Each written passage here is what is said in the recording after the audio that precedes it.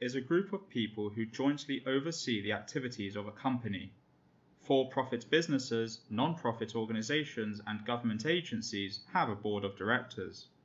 The shareholders of a public company choose the members of the board. Every public company must have a board of directors.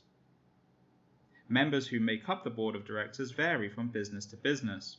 A pharmaceutical company might have a chief medical director, but not an IT or aeronautical company.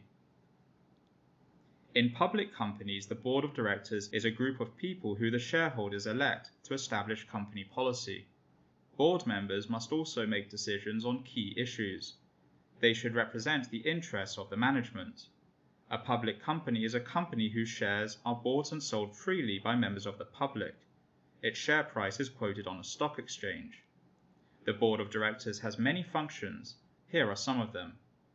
It decides on whether shareholders get dividends and how much they will be.